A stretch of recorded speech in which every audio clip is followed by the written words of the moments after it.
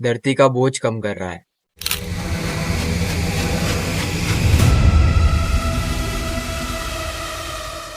अब हम जानेंगे कि पाकिस्तान में ये टारगेट किलिंग्स कैसे और क्यों हो रहा है।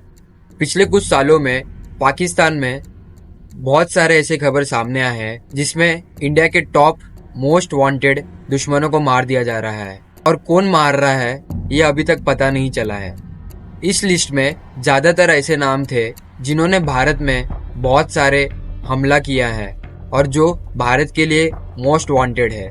इस लिस्ट में 26/11 के मास्टरमाइंड से लेके कश्मीर में होने वाले हिंसा तक के सभी आतंकवादियों को मार दिया गया है और इनका नाम इस लिस्ट में शामिल है। इन हत्याओं की खास बात यह थी कि हमलावर कभी पकड़े नहीं गए थे, ना उनका चेहरा कभी किसी कैमरे में आया और ना ही किसी संगठन ने इस घटना की जिम्मेदारी ली। और टारगेट हमेशा ऐसा व्यक्ति होता था जिसने भारत में हमला किया हो और जो भारत के लिए मोस्ट वांटेड हो, उसे ही अज्ञात व्यक्ति आकर मार देता था। अब सवाल उठता है कि इस अज्ञात व्यक्ति ने किन किन आतंकवादियों को अपना शिकार बनाया है। आइए नजर डालते हैं उस लिस्ट पर जिसमें पाकिस्तान के टॉप टेररिस्ट जिनको उसने चुन चुन कर मार दिया है। इस लिस्ट में पहले नंबर पर आता है रज़ाउल्लाह निज़मानी, जिसका नाम अब्बू से अल्लाह खालिद भी है। ये लश्कर-ए-तैयबा का एक टॉप कमांडर है। इसका नाम कई आतंकवादी हमलों में जुड़ा हुआ है।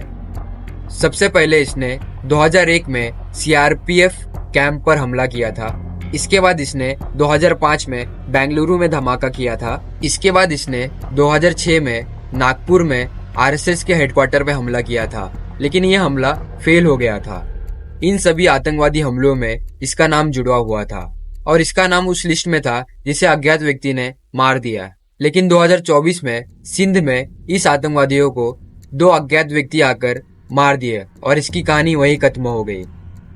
इस लिस्ट में दूसरे नंबर पर आता है शाहिद लतीफ। ये जैशे मोहम्मद का प्रमुख कमांडर और मास्टरमाइंड है। 2016 में पठानकोट एयरबेस पर होने वाले हमले का मास्टरमाइंड यही था। लेकिन एक बार फिर से वही अज्ञात व्यक्ति 2023 के अक्टूबर में पाकिस्तान के सिलाकोट में इसे गोली मार देते हैं और इसकी भी कहानी वहीं खत्म हो जाती है।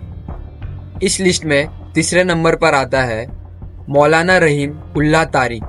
यह आतंकवादी मसूद अजहर का सबसे करीबी दोस्त और जैश का प्रमुख कमांडर था।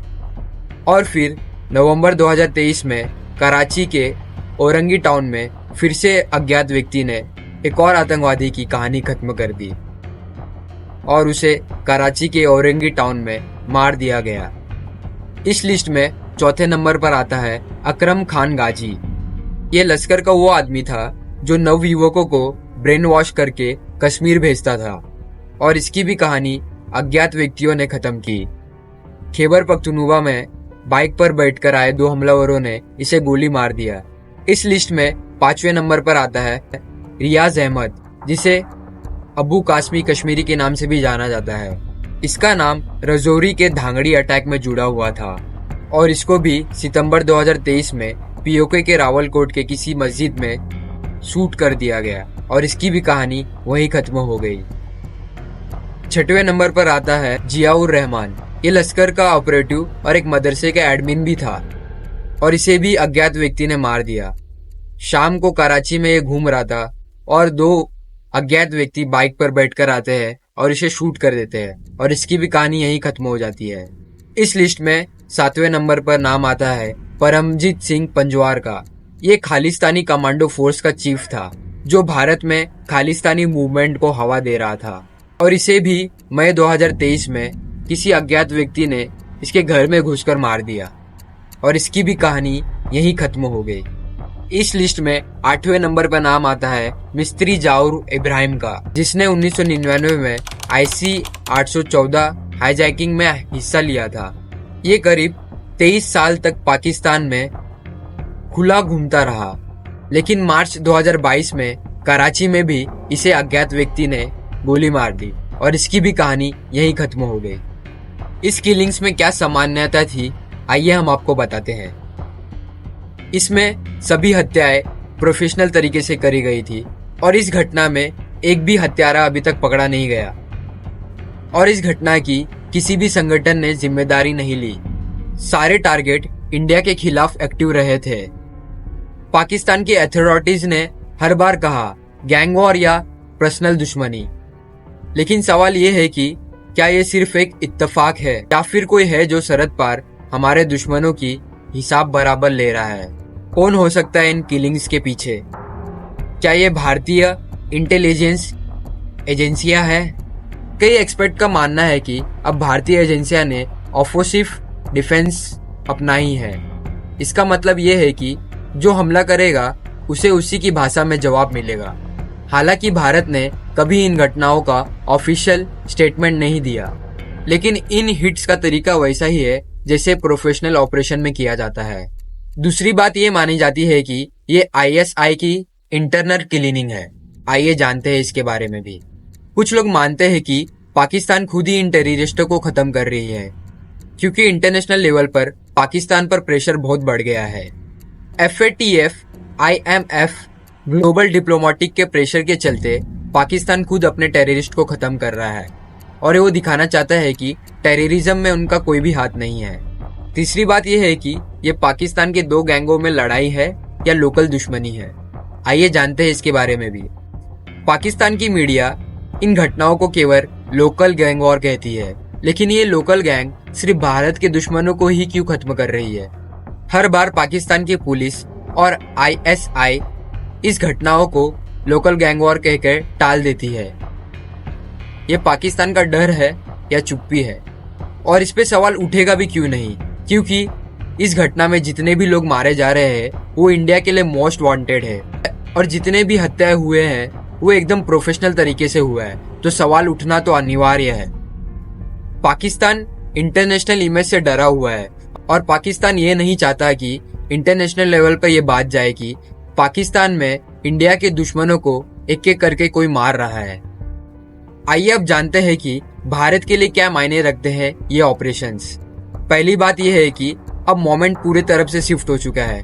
जो देश आतंकवाद फैलाता था वो अभी खुद डर के जी रहा है।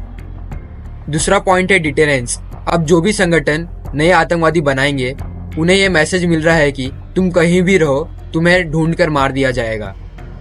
इससे आतंकवादियों के बीच में डर का माहौल पैदा हो रहा है। तीसरा पॉइंट है इंटेलिजेंस स्ट्रेंथ। इससे यह भी दिखता है कि अब भारत को एजेंसियों को केवल हमला करना ही नहीं बल्कि प्रॉब्लम को जड़ से खत्म करना भी आता है। चौथा पॉइंट ग्लोबल मैसेज। इन सभी ऑपरेशन से यह पता चलता है कि इंडिया अब केवल शिकायत करने वाला देश नहीं है बल्कि जवाब देने वाला देश है। अगर तुम इंडिया पे वार करोगे तो इंडिया चुप बैठने वाला नहीं है या इंडिया किसी की सुनने वाला नहीं है। इंडिया तुम्हें जरूर करारा जवाब देगा। पहले समय पर आतंकवादी इंडियन आर्मी के बसों पर हमला कर देते थे, लेकिन अब वो समय गुजर गया है। अब ये एक नया भारत है। अगर तुम एक सैनिक को मारोगे तो हम तुम्हारे देश में घुसकर 100 सैनिकों और 200 आतंकवादियों को मारेंगे। ये संख्या उससे भी ज्यादा हो सकती है। ये वर्ल्ड लेवल पर पूरे देश को, खासकर पाकिस्तान को, भारत का एक मैसेज है। ये नया इंडिया है। ये घर में घुसेगा भी और घर में घुसकर मारेगा भी। ये अज्ञात व्यक्ति जो भी हो, लेकिन ये बहुत अच्छा काम कर रहा है। ये टेररिज्म को खत्म कर रहा है और टेररिज्म लिस्ट के बड़े बड़े आतंकवादियों को मार रहा है। तो ये अज्ञात व्यक्ति जो भी है बहुत ही सही काम कर रहा है। समझने वाले को इशारा काफी। तो दोस्तों, अगर आप सभी को ये वीडियो पसंद आई हो तो मेरे इस वीडियो को लाइक और शेयर जरूर कीजिए। और हाँ, मेरे इस चैनल कहानी और स्टोरी को सब्सक्राइब भी जरूर कीजिएगा। धन्यवाद। जय हिंद, जय भारत।